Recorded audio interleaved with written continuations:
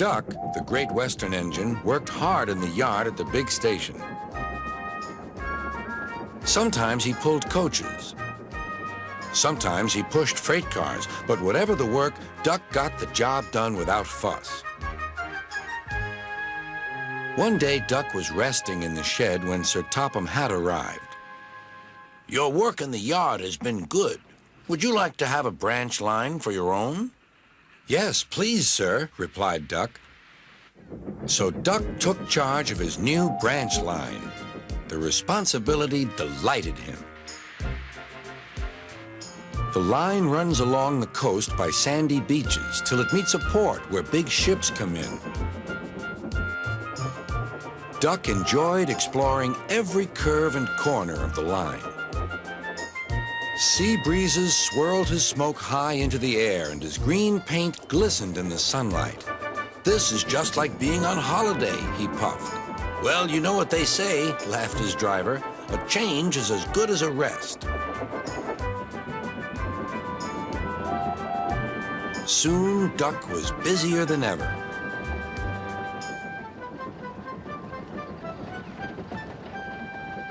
Sir Topham Hatt was building a new station at the port. Duck pulled the heavy freight cars wherever they were needed. Bertie looked after Duck's passengers, and the other engines helped too, but the work took a long time. Noise and dust filled the air.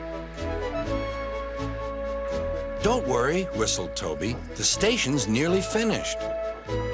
"And on time, too," said Duck thankfully. Duck felt his responsibility deeply and talked endlessly about it. "You don't understand, Donald, how much Sir Topham Hatt relies on me." "Ach, aye," muttered Donald sleepily. "I'm Great Western, and I—" "Quack, quack, quack." "What?" "Ye heard? Quack, quack, ye go. Sounds like ye'd an egg laid. Now wheesht and let an engine sleep." "Quack yourself," said Duck indignantly. Later, he spoke to his driver. "Donald says I quack, as if I'd laid an egg."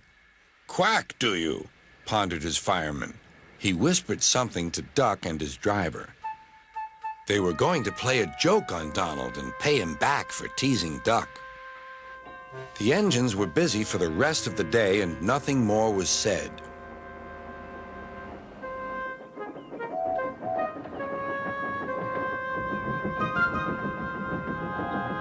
Not even a quack.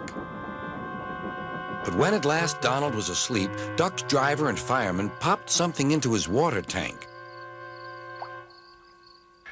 Next morning, when Donald stopped for water, he found that he had an unexpected passenger aboard.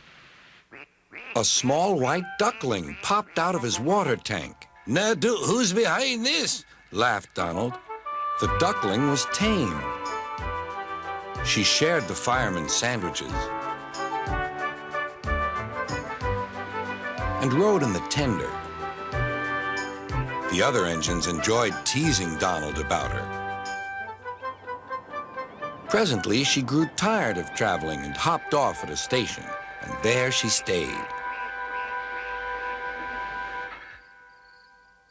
That night, Donald's driver and fireman got busy, and in the morning, when Duck's crew arrived to look him over, they laughed and laughed. "Look, Duck, look what's under your bunker. It's a nest box with an egg in it."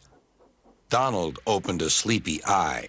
"Well, well, well, ye must have laid it in the night, Duck, all unbeknownst." Then Duck laughed, too. "You win, Donald. It'd take a clever engine to get the better of you." There's a pond near the duckling station. Here she often swims and welcomes the trains as they pass by. The station master calls her Dilly, but to everyone else, she is always Donald's duck.